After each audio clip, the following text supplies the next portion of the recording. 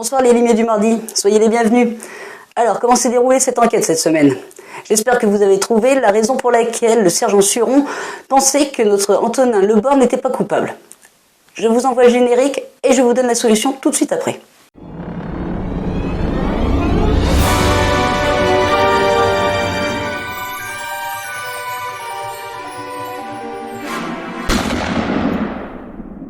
Je vous résume rapidement les faits avant de vous donner la solution.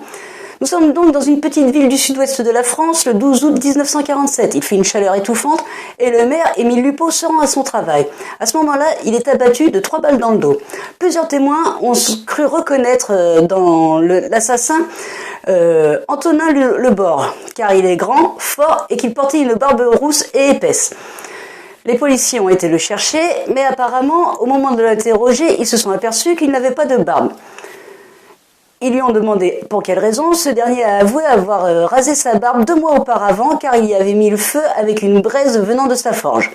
Malgré les explications du forgeron, Antonin Lebord a été reconnu coupable et a été guillotiné peu de temps après. Cependant, un sergent du nom de Suron, 23 ans à l'époque, était persuadé que ce dernier était innocent. Il en avait référé à sa hiérarchie, mais cette dernière n'en a pas tenu compte. Il a donc noté tous ses mémoires dans un carnet et l'a transmis à ses descendants. Ce carnet a été retrouvé et les descendants ont pensé qu'un certain passage avait été un petit peu intrigant. À la lecture de ce passage, on s'aperçoit que le sergent Suron, en voyant Antonin Lebord, est persuadé de son innocence. Apparemment, c'est quelque chose de physique. Qu'est-ce que cela pouvait bien être? Maintenant, voici la solution.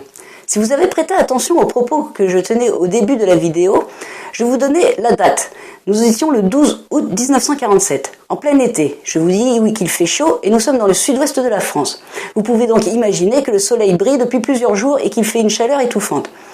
Antonin Lebord a été arrêté une journée à peine après son supposé meurtre. Ne pensez-vous pas qu'à ce moment-là, en plein été, s'il avait rasé sa barbe, il n'y aurait pas eu une différence de teint au niveau de son visage? En effet, c'est ce que constate le sergent Suron lorsqu'il voit Antonin Lebord lors de son interrogatoire.